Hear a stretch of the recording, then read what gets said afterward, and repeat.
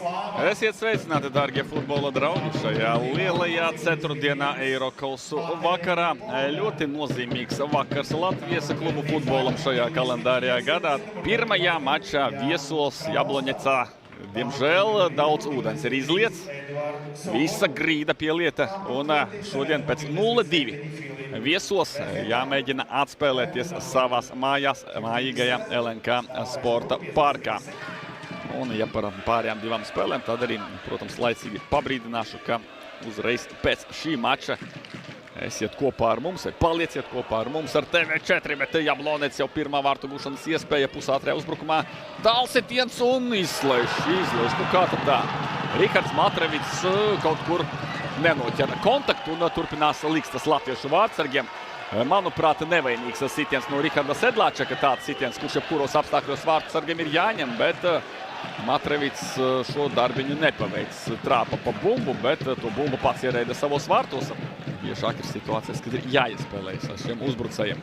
Ātrs ir Lamins. Javo apspēlē viņš Prengu. Prenga smagnēji izskatās. Javo skaisti krīt un 11 metru soda sitiens.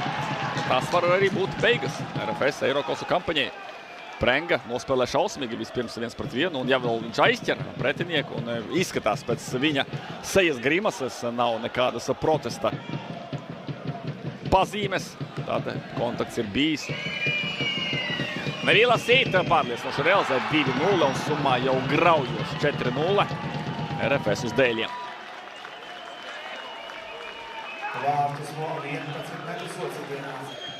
Pārunāt par neiespējamo. Odišārija. Centrējums tur skrien Džiki. Rostāns Džiki signalizē spēlē roku un pirmais sitiens beidzot. To izpilda Dmitrijs Zelenkovs. Serbs leģionāra ādā viņš šeit ir iedzīvojies. Tagad ir jāgūst vārti, kādā veidā izglābjas.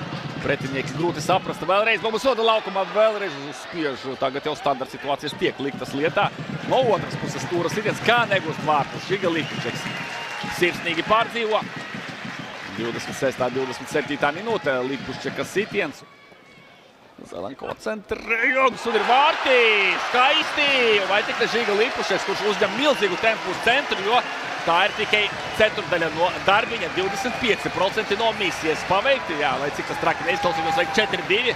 Un vismaz šai brīdī uz brītiņu, uz mirklīti noticēsim, ka ir iespējams brīnums. Vieni vārti ir atspēlēti 1-2. Nepārtraukti jāizstāvas. To nevēlas pieļaut Jablonec. Jau vienus vārtus viņi ir ielaiduši. Saprot, ka RFS māk uzbrukt un māk nospiest. Un tagad pēc tāla reida no visa spēka šai bumbo Alfa Baldē.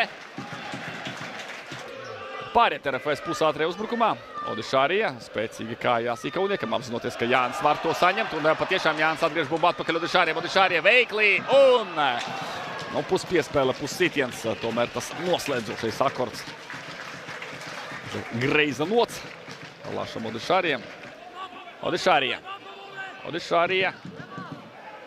Grūti pret viņu pretiniekiem. Un atrod centrējumu Odišārija arī šajā reizes sitiens pa vārtiem. Un nedaudz atkāpjoties atpakaļ.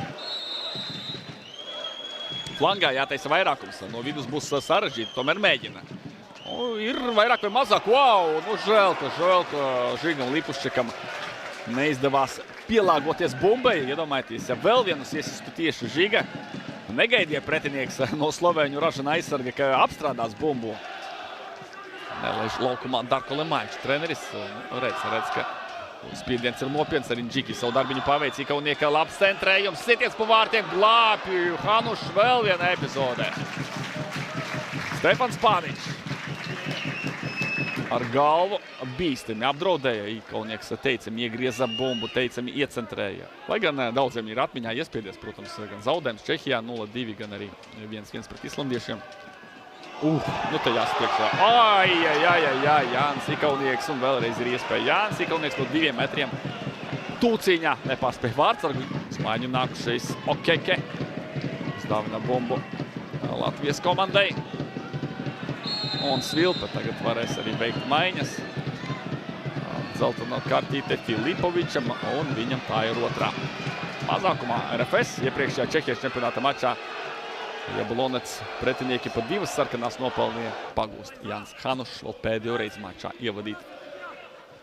Bumbu spēlē. Laiks ir cauri un ir jāatzīst šis zaudējums. 4-1 nevar nejauši uzvarēt. Jablonets ir bijusi spēcīgākā komanda šai pārī. Čehijas augstākās līgas viena no vadošām komandām pieveic Latvijas vicečempioni 2-0, 2-1.